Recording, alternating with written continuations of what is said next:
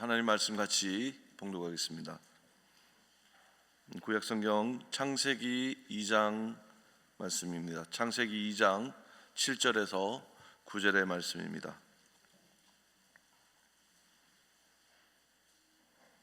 우리 함께 한 절씩 교독하시겠습니다. 여호와 하나님이 땅의 흙으로 사람을 지으시고 생기를 그 코에 불어넣으시니 사람이 생명이 되니라. 여호와 하나님이 동방의 에덴에 동산을 창설하시고 그 지으신 사람을 거기 두시니라. 우리 함께 봉독하겠습니다. 여호와 하나님이 그 땅에서 보기에 아름답고 먹기에 좋은 나무가 나게 하시니 동산 가운데는 생명나무와 선악을 알게 하는 나무도 있더라. 아멘. 할렐루야. 이 날씨가 갑자기 많이 추워졌습니다. 여러분 이렇게 손을 한번 비비셔서 예전 같았으면 이렇게 해서 옆에 분 얼굴에 볼에다가 한번 이렇게 대어주면 참 좋을 것 같은데 코로나로 인하여서 요즘 참 그렇습니다. 그렇지만 그러한 심정으로 우리 옆에 분에게 인사했으면 좋겠습니다. 제 손이 여러분을 따뜻하게 하는 도구가 되고 싶습니다 하는 마음으로 우리 서로 사랑합니다 인사하면 좋겠습니다. 뭐 저절로 이 거리두기가 실천되고 있는 것 같아요. 띄엄띄엄 덤성덤성. 그런데 지난 우리 송구영 시즌 예배 때 꽉꽉 찼던 그 자리를 생각하면서 저는 올 한 해가 그렇게 이 자리 빈자리가 채워지는 그런 한 해가 되기를 소망합니다.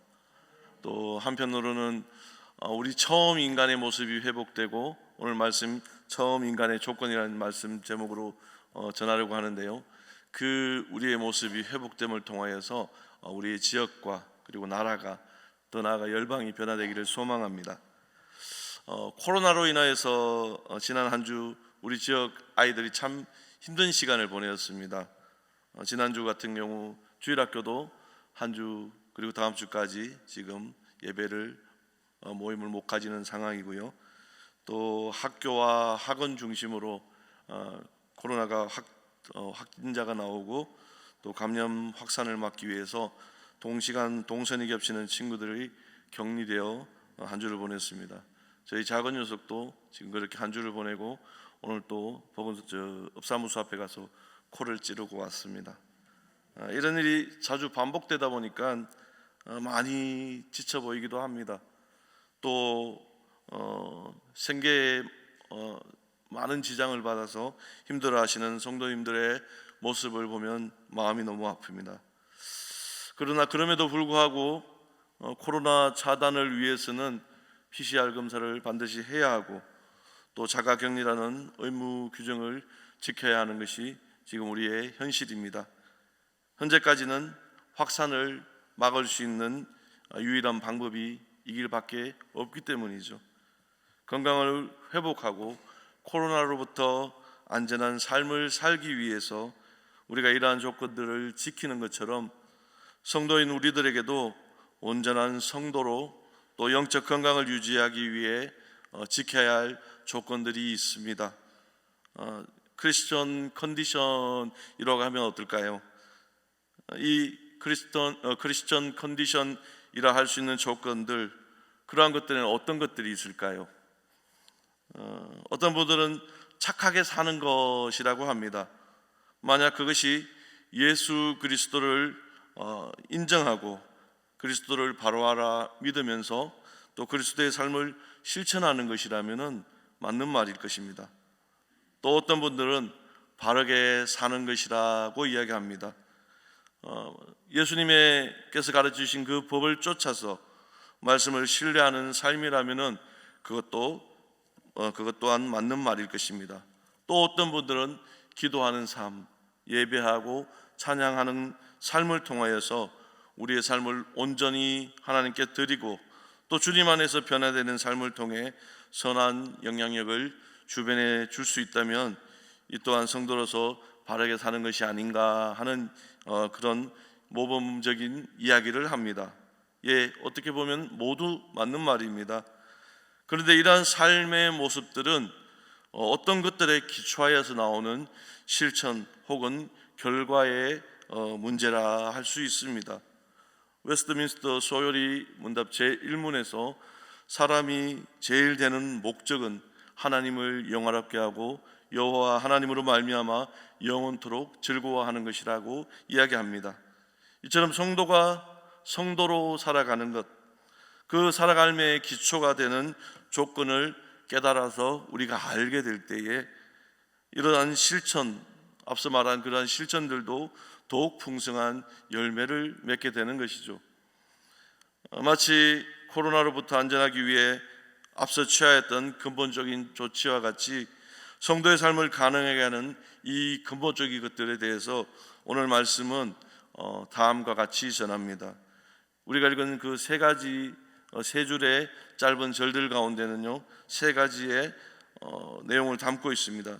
먼저 하나님께서는 우리를 하나님 닮은 모습으로 지으시고 하나님을 의지하게 만드셨습니다. 우리 7절 말씀 같이 봉독하겠습니다. 7절 말씀입니다.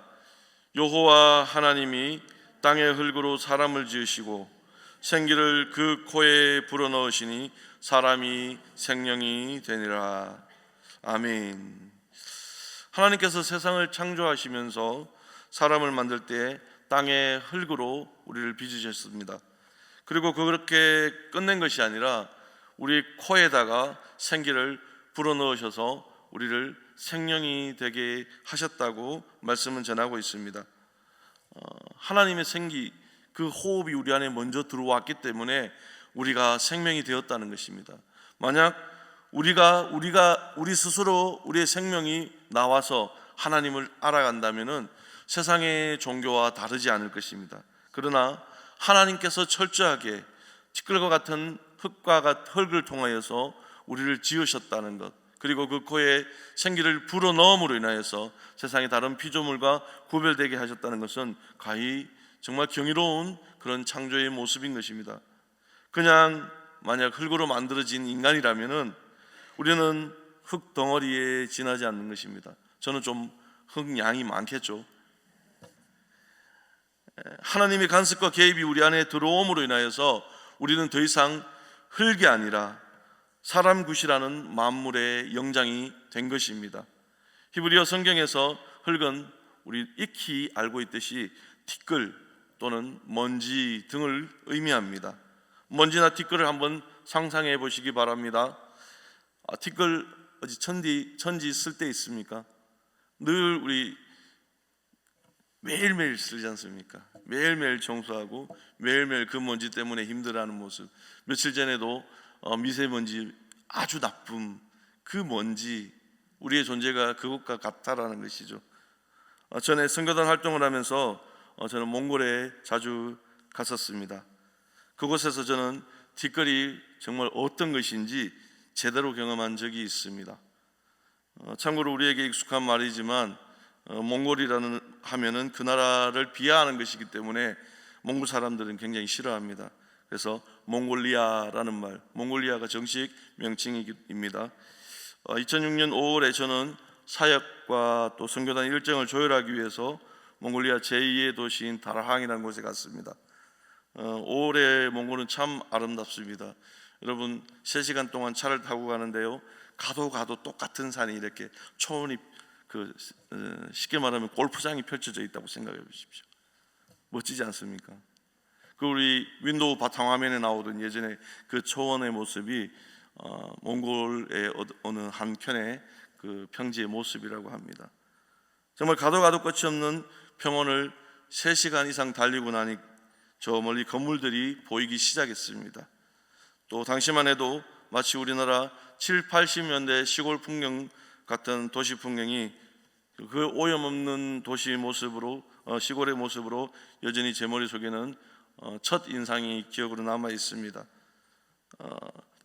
이 몽골은 비가 거의 내리지 않습니다. 1년에 연평균 274mm 정도입니다. 우리나라 제주도 집중호우 때 시간당 1000mm 이렇게 오지 않습니까? 그런데 274mm로 그 나라 사람들은 살아간다라는 것이죠.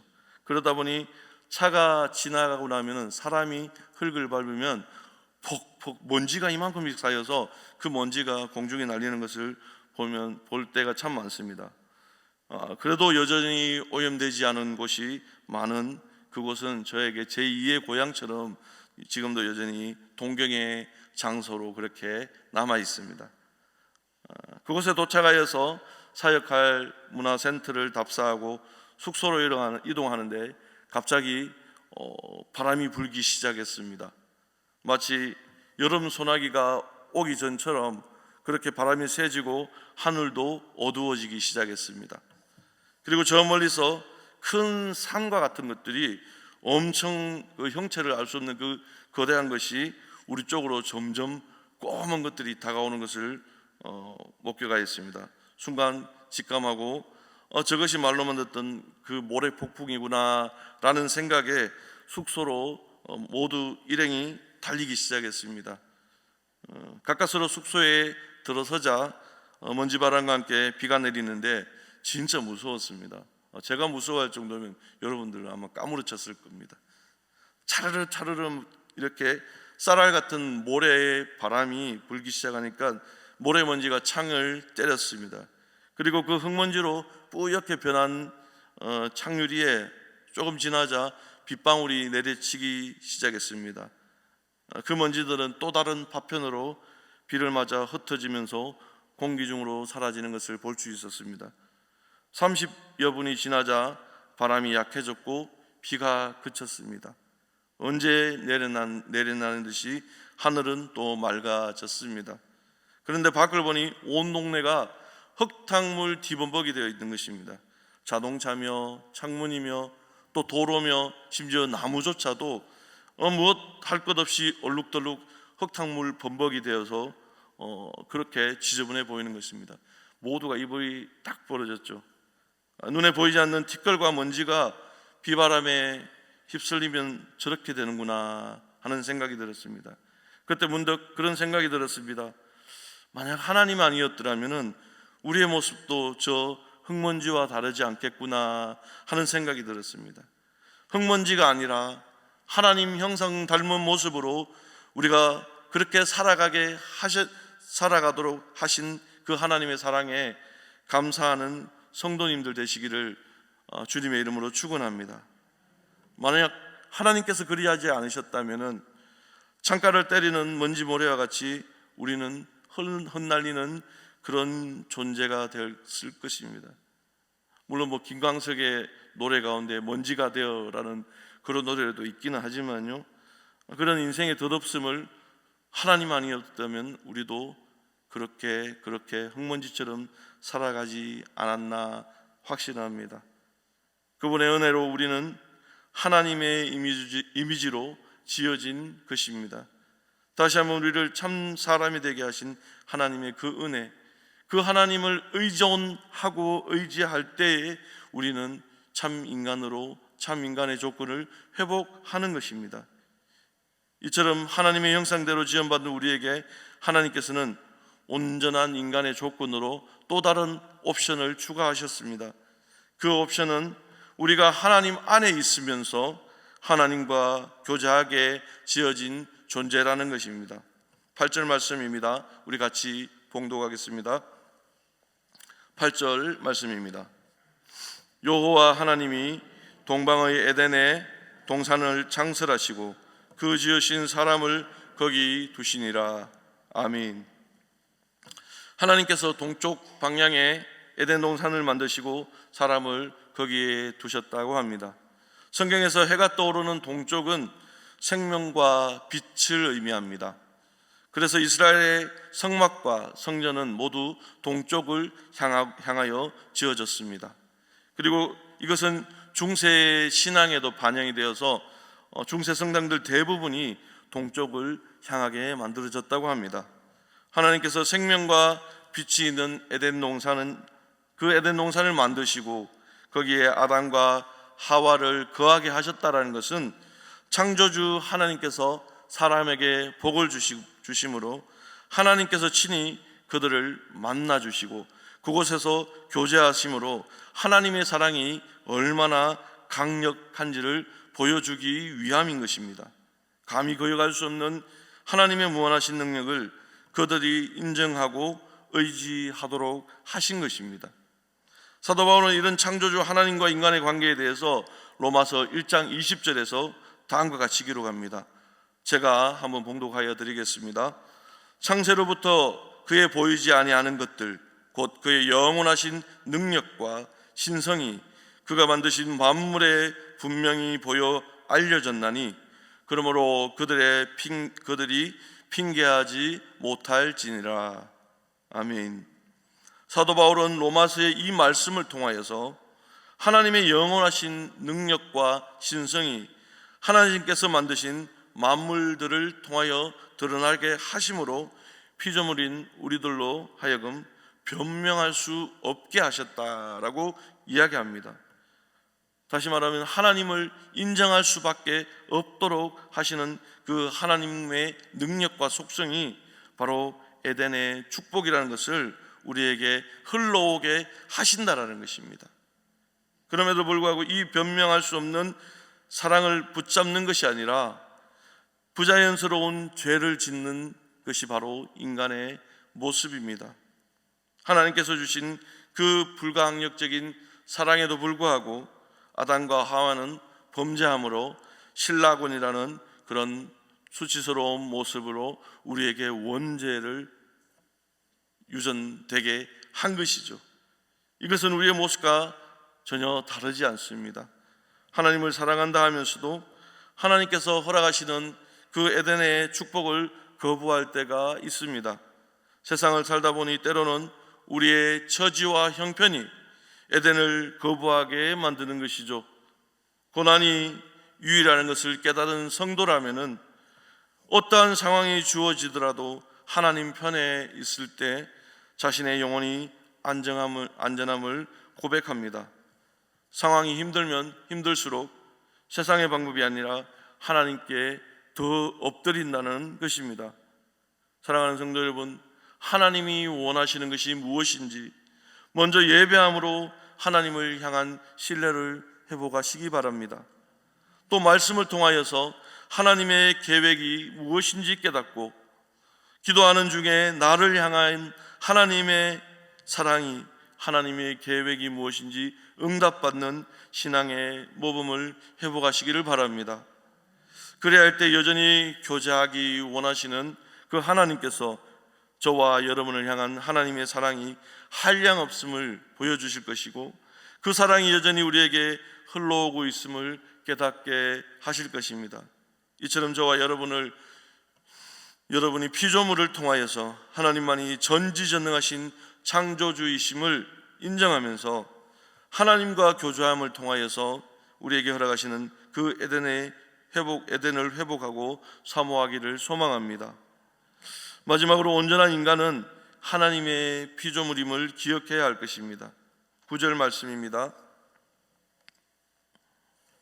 여호와 하나님이 그 땅에서 보기에 아름답고 먹기에 좋은 나무가 나게 하시니 동산 가운데는 생명나무와 선악을 알게 하는 나무도 있더라. 아멘. 에덴 동산의 중앙에 하나님께서 보기에 아름답고 또 먹기 좋은 나무가 자라도록 하셨습니다. 바로 생명나무와 선악과입니다. 하나님은 생명나무로 인하여서 에덴에 거하는 아담과 하와에게 먹기 좋은 것들을 주셨고 또 생명을 연장할 수 있도록 생명을 공급하셨습니다. 아울러 선악을 알게 하는 나무를 통하여서 하나님께서는 하나님과 인간의 관계를 항상 기억하게 하는 규칙을 허락하셨습니다. 17절에 이런 말씀이 있습니다. 선악을 알게 하는 나무의 열매를 먹지 말라. 내가 먹는 날에는 반드시 죽으리라. 에덴에 거하고 또 경작하고 지키게 하신 하나님께서 선악을 알게 하는 나무의 열매를 먹지 말라고 그들에게 당부하십니다. 그리고 이것을 어기면은 반드시 죽을 것이라고 말씀하십니다. 먹지 말라는 하나님의 명령에도 불구하고 어떻게 하였습니까? 뱀의 유혹에 넘어가서 아담과 하와는 하나님의 그 명령을 어기게 되었습니다. 선악과 열매를 먹게 된 것이죠. 하나님과 같이 눈이 밝아지고 또 선악을 알게 된다 했을 때 먹음직도 하고 보암직도 하다는 그 사단의 유혹을 이기지 못한 채 하나님의 말씀을 거스르게 된 것입니다. 피조물인 인간이 창조주에게 바랄 것은 사실 따지고 보면 하나도 없습니다. 그런데 하나님께서는 인간을 사랑하셔서 은혜를 베푸심으로 하나님 닮은 모습으로 에덴에 거하는 축복을 허락하신 것입니다. 창조주 하나님과 피조물인 인간의 관계, 이것은 어떤 두 사람이 상생하기 위해서 서로 이해관계 속에서 맺는 협약의 관계가 아닙니다. 이것과는 차원이 다르다는 것이죠. 평등한 조건에서 상호 이해 조약을 맺는 양의 각서와 달리 하나님과 인간의 관계는 우리가 알고 있는 그 상호 평등 조약과 달리 전적으로 하나님의 주도권과 하나님의 권위에 의존한 약속이라는 것입니다. 바로 하나님의 주도권, 하나님의 그 권위로 인간을 창조하셨고 피조물인 우리를 전적으로 하나님께서 사랑하셨기 때문에 우리가 그 자리에 있을 수 있고 아담이 그 자리에 있을 수 있다는 것입니다. 하나님이 이 약속을 통하여 피조물인 인간들에게 자신의 지배와 통치에 대해 완전한 순종을 요구하신 것입니다.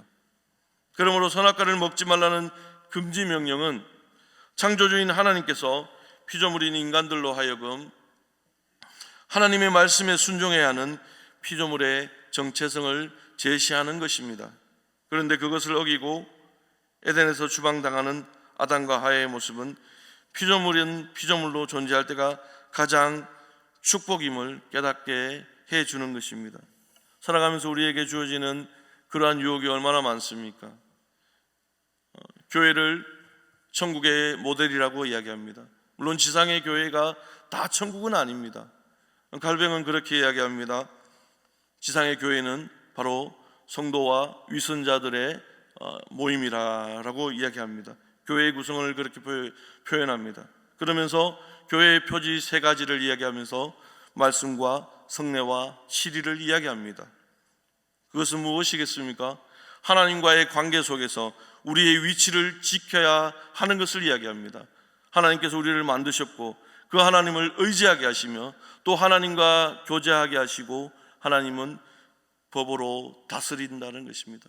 피조물의 위치, 그 피조물에 있어야 할 자리를 하나님께서는 원하시는 것입니다.